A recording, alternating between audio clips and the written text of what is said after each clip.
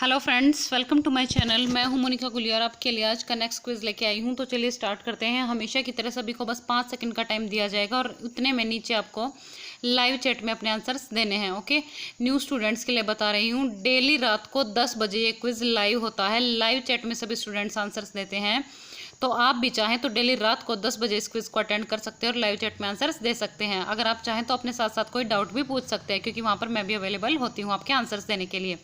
तो चलिए स्टार्ट करते हैं फर्स्ट क्वेश्चन से।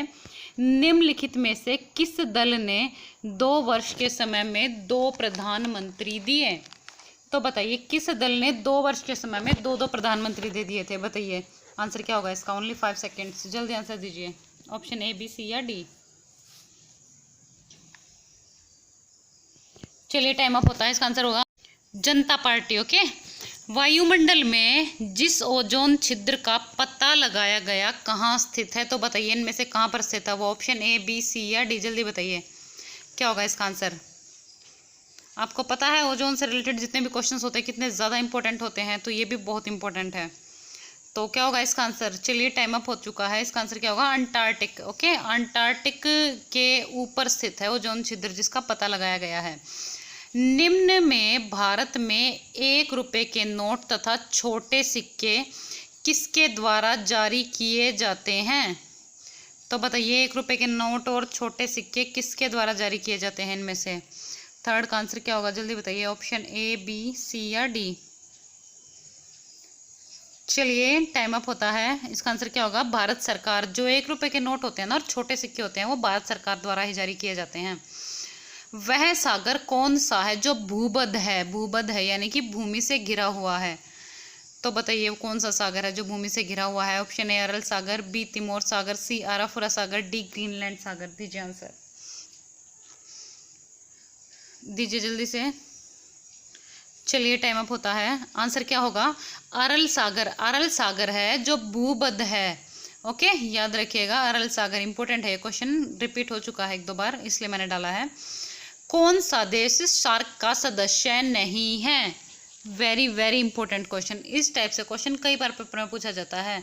ऑप्शंस दे दिए जाते हैं और पूछ लिया जाता है कि इनमें से कौन सा सदस्य नहीं है। तो बताइए फिलहाल इनमें से कौन सा सदस्य नहीं है सार्क का। चलिए 5 सेकेंड्स कंप्लीट होती है, टाइम अप। इसका आंसर क्या होगा? सिंगापुर। सिंगापुर जो है वो सार्क का सदस्य नहीं है और बाकी के जो ये देश है वो सार्क के सदस्य हैं, जैसे कि भूटान, भारत, मालदीव, ये क्या है? सदस्य हैं। ओके, चलिए अभी नेक्स्ट क्वेश्चन। मीका का सबसे बड़ा उत्पादक देश कौन सा है? इसको मीका भी बोल देते हैं। तो बताइए मीका का सबसे बड़ा उत्पादक देश कौन सा है? Option A, Germany, B, UK, C, Canada, D, Bharat. बताइए क्या होगा इसका आंसर। चलिए टाइम अप होता है। इसका आंसर क्या होगा? भारत। ये बहुत इंपॉर्टेंट क्वेश्चन है। भारत इसमें नंबर 1 है और बहुत टाइम से भारत ही नंबर 1 पर है। ये क्वेश्चन इसलिए बार बार पेपर में पूछ भी लिया जाता है, तो याद रखिएगा मई का उत्पादन में भारत सबसे पहले नंबर पर है। निम्न में से कंचनजंगा कहाँ स्थित है? बताइए कंचनजंगा कहाँ स्थित है? नेपाल में, सिक्किम में, पश्चिम बंगाल में या हिमाचल में? दीजिए आंसर, जल्दी से आंसर दीजिए। चलिए टाइम अप होता है। आंसर क्या होगा इसका? सिक्किम। कंचनजंगा है वो सिक्किम में स्थित है। वो ये बहुत ज़्यादा इम्पोर्टेंट भी है। ये पहाड़ी पेपर में बहुत बार पूछी जाती है। किस भारतीय को UNADAP के लिए goodwill ambassador to the poor नियुक्त किया गया है? अब ये करंट अफेयर था। एम्बेसडर आपको पता है पेपर में पूछ लिए जाते हैं, इसलिए मैंने इंक्लूड किया है, इंपॉर्टेंट है। बताइए किसको नियुक्त किया गया है इनमें से? दीजिए आंसर। चलिए टाइम अप होता है। इसका आंसर क्या होगा? एम नेत्रा को goodwill ambassador to the poor नियुक्त किया गया है UNADAP में। अब UNADAP इनको पहले तो जान लेते हैं इनको नियुक्त क्यों किया गया है। देखिए ये महज 13 साल के हैं और इन्होंने ना जो इनकी पढ़ाई के लिए जमा पैसे थे ना, इनके जो फादर थे उन्होंने जमा कर रखे थे 5 लाख रुपए, उन्होंने वो गरीबों की मदद के लिए दान कर दिए और इसके लिए एम नेत्रा ने ही अपने पिता को कन्वेंस किया था, तो इसलिए इन्हें goodwill ambassador to the poor नियुक्त किया गया। अब चलिए UNADAP की फुल फॉर्म बता देती हूँ मैं आपको, पेपर में पूछी जा सकती है, इंपॉर्टेंट है।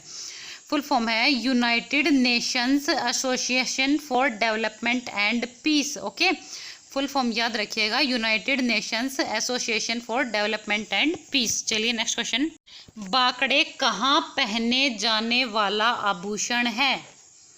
अब मुझे पता है आभूषण वगैरह लर्न करने में आपको बहुत ज़्यादा दिक्कत होती है, तो इसलिए डेली का मैं एक डालने की सोच रही हूँ ताकि आपकी रिवीजन होती रहे, आभूषण और वस्त्र भी साथ में। तो फिलहाल इसका आंसर क्या होगा? बाकड़े कहाँ पहने जाने वाला आभूषण है बताइए? तो इसका आंसर क्या होगा? पैर में। ओके, बाकड़े जो है वो पैरों में पहने जाते हैं। चलिए नेक्स्ट क्वेश्चन, नीले कपड़े पर पीले पात की कढ़ाई वाला घाघरा क्या कहलाता है? अब कल मैंने आपको याद कराया था बोरडा। ओके, अब ये याद करना है आपको, नीले कपड़े पर पीले पात की कढ़ाई वाला घाघरा क्या कहलाता है? बताइए क्या होगा इसका आंसर? तो इसका आंसर क्या होगा? लह। ओके, नीले कपड़े पर पीले पात की कढ़ाई वाला जो घाघरा होता है वो लह कहलाता है। ओके, चलिए देखिए, नीले में भी लहर और पीले में भी लहर है, तो इस तरीके से आप याद रख सकते हो, लह, दोनों में लह आ रहा है। नेक्स्ट है, विश्व के सबसे बड़े स्टेडियम मोटेरा स्टेडियम का नाम बदलकर क्या रख दिया गया है? अब आपको पता है, नाम चाहे बदले हुए हरियाणा के हो चाहे इंडिया के हो, हरियाणा के एग्जाम्स के लिए बहुत ज़्यादा इंपॉर्टेंट है। जितने भी नाम 2020 तक बदले गए हैं ना, आपको सभी अच्छे से याद रखने हैं। मैंने भी एक वीडियो डाली है जिसमें मैंने 2020 तक जितने भी नाम बदले गए हैं, चाहे वो railway station, bus stand, city, कोई स्टेडियम, कुछ भी हो, सबके नाम बदले हुए हैं। मैंने उस वीडियो में डाले हैं अब तक के जितने भी नाम बदले गए। तो जिसने वो वीडियो नहीं देखी है देख लीजिएगा, 2020 से अब तक 2020 तक बदले हुए नाम। अगर किसी को लिंक ना भी मिले तो मुझसे कमेंट बॉक्स में लिंक मांग लीजिएगा, मैं आपको दे दूंगी लिंक, पर उस वीडियो को देखना मत भूलिएगा, बहुत इंपॉर्टेंट है वो। तो फिलहाल इसका आंसर क्या होगा? सरदार वल्लभ भाई पटेल स्टेडियम, मोटेरा स्टेडियम का नाम बदलकर सरदार वल्लभ भाई पटेल स्टेडियम रख दिया गया है, और ये विश्व का सबसे बड़ा स्टेडियम है। ये भी याद रखिएगा, पेपर में पूछा जा सकता है, विश्व का सबसे बड़ा स्टेडियम कौन सा है? नोबेल पुरस्कार किस विषय में नहीं दिया जाता है? पहली बात तो नोबेल पुरस्कार किसकी याद में दिया जाता है? अल्फ्रेड नोबेल की याद में, और अल्फ्रेड नोबेल ने क्या किया था? डायनामाइट का आविष्कार किया था। ये भी याद रखिएगा, पेपर में पूछा जाता है डायनामाइट का आविष्कार किसने किया था? तो अल्फ्रेड नोबेल ने किया था। अब नोबेल पुरस्कार आपको पता होने चाहिए, 6 विषयों में दिए जाते हैं ये, और इनमें से कौन सा ऐसा विषय जिसमें नहीं दिया जाता है? तो क्या होगा इसका आंसर? गणित। गणित में नहीं दिया जाता है, बाकी सब में दिया जाता है। सिनोनिम ऑफ कॉन्क्लेव, अब यहाँ से स्टार्ट होता है आपका होमवर्क। इंग्लिश की डेली की 4 वोकैब मैं आपको कराती हूँ जो आपको लर्न करनी होती है।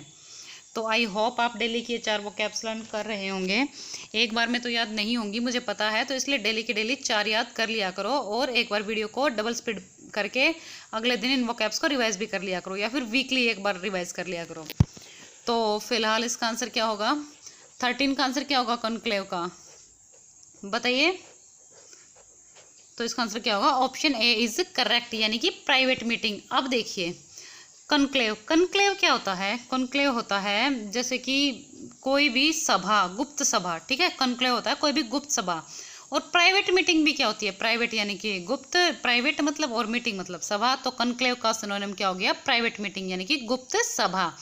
चलिए बाकी के ऑप्शंस क्लियर कर देती हूँ आपको। सेमिनार, सेमिनार होता है विचारों का आदान प्रदान करने के लिए की गई कोई भी सभा, सुना भी होगा आपने, सेमिनार चल रहा है। प्रोसेशन, प्रोसेशन क्या होता है?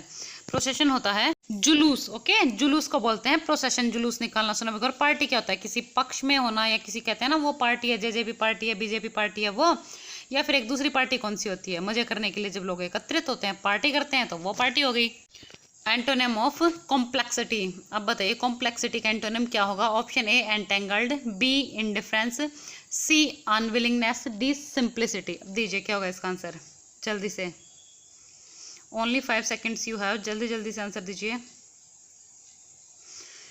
चलिए टाइम अप होता है। इसका आंसर क्या होगा? ऑप्शन डी इज करेक्ट, यानी कि सिंप्लिसिटी। अब देखिए कॉम्प्लेक्सिसिटी क्या होता है? जटिलता, मुश्किल, कोई भी चीज़ उलझी हुई तो वो होगी कॉम्प्लेक्स, यानी कि कॉम्प्लेक्सिसिटी क्या होगी? जटिलता होगी। और अब जटिल का उल्टा क्या होता है? सिंपल। ओके, साधारण, सरल, तो जटिल का उल्टा हो गया सरल। सरल क्या होता है? सिंपल, यानी कि सिंप्लिसिटी। कॉम्प्लेक्सिसिटी का एंटोनिम क्या हो गया? Simplicity. Okay, I hope you understand. बाकी के चलिए ऑप्शंस क्लियर कर देती हूँ मैं आपको। एंटेंगल्ड, एंटेंगल्ड क्या होता है? उलझा हुआ। ओके, एंटेंगल्ड मतलब उलझा हुआ।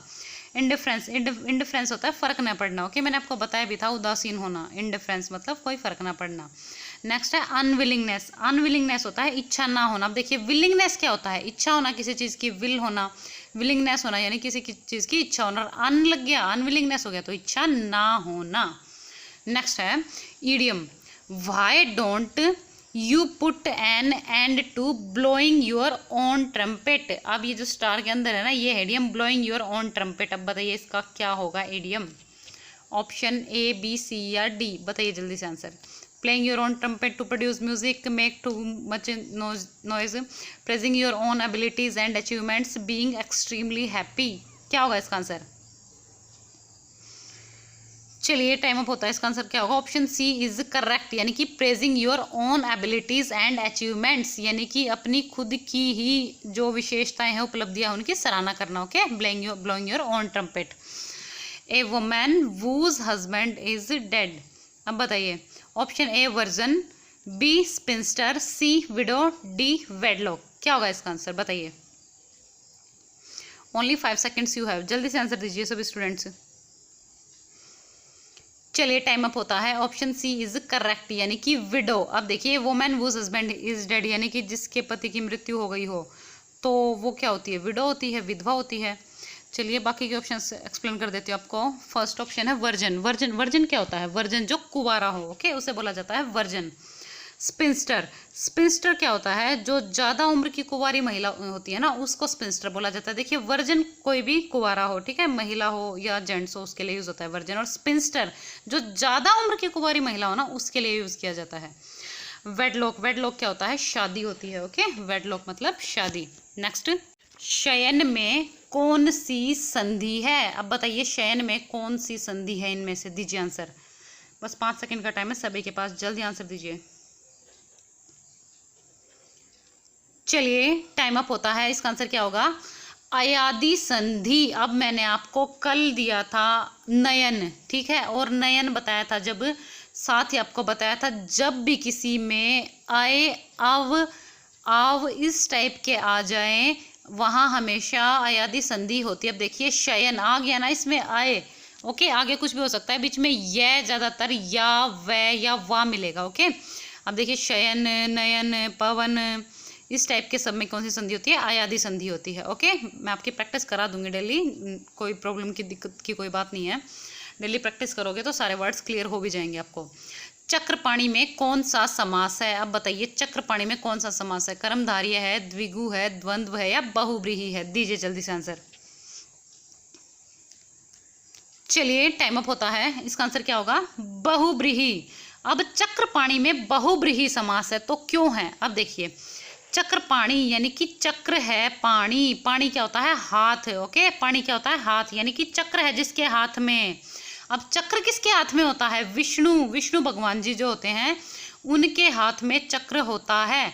अब आपको पता ही है बहुब्रीहि समास कौन सा होता है, जिसमें कोई भी पद प्रधान ना हो अपितु उसका तीसरा ही कोई पद प्रधान हो, यानी कि उसका कुछ और ही मीनिंग निकलता हो शब्द से अलग, तो वहाँ हमेशा बहुब्रीहि समास होता है। तो चक्रपाणी मतलब विष्णु। ओके, चक्र है जिसके हाथ में यानी कि विष्णु।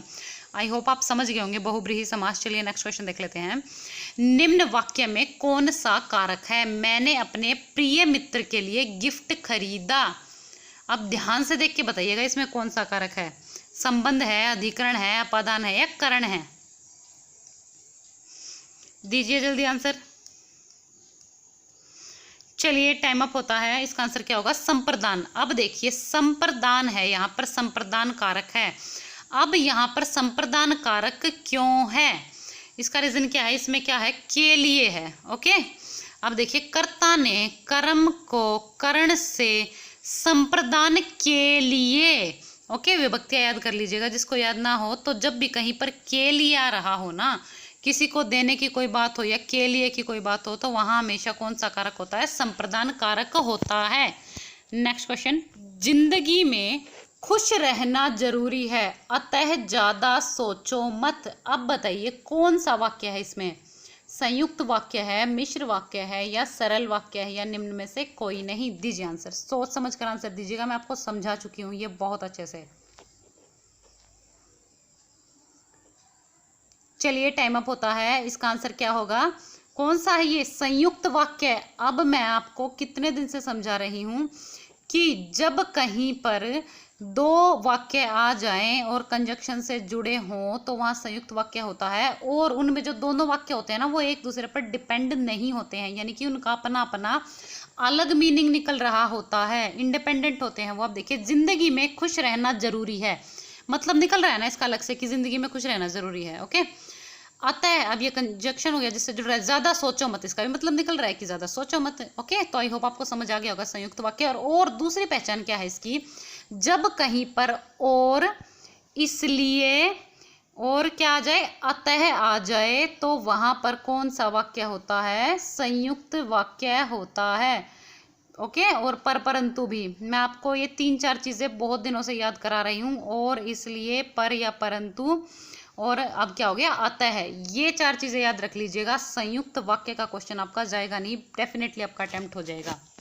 चलिए नेक्स्ट क्वेश्चन है अब ये आज का प्रश्न आपके लिए, जिसका आंसर आपको हमें नीचे देना है, लाइव चैट में नहीं, नीचे बाद में वीडियो पूरी होने के बाद कमेंट्स में देके जाना है। अब बताइए, ईडियम है ये, आपको पता है, जो वो क्या मैं करा चुकी होती हूँ वही पूछती हूँ आपकी रिवीजन के लिए। टू गिव एनफ रोप, अब बताइए इसका आंसर क्या होगा। Option A many directives and orders, B sufficient advice, C all the materials one needs, D enough freedom for action. अब दीजिए, नीचे देना है इसका आंसर, लाइव चैट में मत दीजिए आप, इसका आंसर नीचे देके जाना है सभी स्टूडेंट्स को। आंसर आप नीचे दे रहे हैं लाइव चैट में आंसर से, सभी स्टूडेंट्स नीचे आंसर दिया कीजिए। ओके, कल भी कुछ स्टूडेंट्स ने आंसर दिया था, अच्छे आंसर से आपके, लेकिन कुछ ने गलती से सिनोनिम बता दिया था एंटोनिम की जगह, तो क्वेश्चन थोड़ा ध्यान से पढ़ा कीजिए, इतनी स्पीड में मत रहा कीजिए। ओके, अब चलिए जल्दी से सभी स्टूडेंट्स अपना स्कोर टाइप कर दीजिए, जल्दी सभी स्टूडेंट्स स्कोर टाइप कर दीजिए, और जिसने स्कोर टाइप कर दिया है वो वीडियो को लाइक कर दिया कीजिए। ओके, देखिए वीडियो को ज़रूर लाइक कर दिया कीजिए, इससे हमें भी बहुत ज़्यादा सपोर्ट मिलता है, अच्छा लगता है। और साथ ही मुझे कमेंट बॉक्स में भी ज़रूर बताया कीजिए कि आपको वीडियो कैसी लगती है। और न्यू स्टूडेंट्स के लिए बता रही हूँ, मैंने हरियाणा जीके के भी, एनिमल हस्बेंड्री के भी और इंडियन जीके के भी प्रीवियस ईयर के वो क्वेश्चंस करा रखे हैं जो पेपर में, पिछले पेपरों में आए हुए हैं अब तक के। तो जिसको एनिमल हस्बेंड्री और हरियाणा जीके के प्रीवियस ईयर के क्वेश्चंस करने हैं, प्लेलिस्ट में आपको वीडियो मिल जाएंगी, वहाँ से देख लीजिएगा और उनको कर लीजिएगा, क्योंकि वो क्वेश्चंस बहुत ज़्यादा इंपॉर्टेंट होते हैं। और हाँ, एनिमल हस्बेंड्री के मैंने पशुओं की नस्ल की भी वीडियो डाली है ट्रिक के साथ, आपको पता है वो हरियाणा पुलिस के लिए कितनी इंपॉर्टेंट और एचएससी के सभी एग्जाम्स के लिए, तो उसको भी ज़रूर देख लीजिएगा। ओके, तो प्लेलिस्ट में जाकर एनिमल हस्बेंड्री की, हरियाणा जीके की और इंडियन जीके के प्रीवियस ईयर क्वेश्चंस देखना मत भूलिएगा एचएससी के लिए। और हाँ, जो न्यू स्टूडेंट्स है वो सब्सक्राइब भी कर लीजिएगा, और सब्सक्राइब करने के साथ साथ बेल आइकन दबाना मत भूलिएगा। बेल आइकन में भी आपको 3 ऑप्शंस मिलेंगे, जिसमें आपको ऑल पर क्लिक करना है। अगर आप ऑल पर क्लिक नहीं करेंगे तो सभी वीडियोस की नोटिफिकेशन आपको नहीं मिलेगी, तो सब्सक्राइब और बेल आइकन दबाना मत भूलिएगा। प्लीज़ जितना हो सके वीडियो को लाइक करें, शेयर करें अपने फ्रेंड्स में, और चैनल को सब्सक्राइब करें विद बेल आइकन। और हाँ, वो वीडियोस देखना मत भूलिएगा। Okay, bye bye, thank you, like share and subscribe. और हाँ, नीचे कमेंट बॉक्स में ज़रूर बताइएगा कि वीडियो आपको कैसी लगी। Thank you.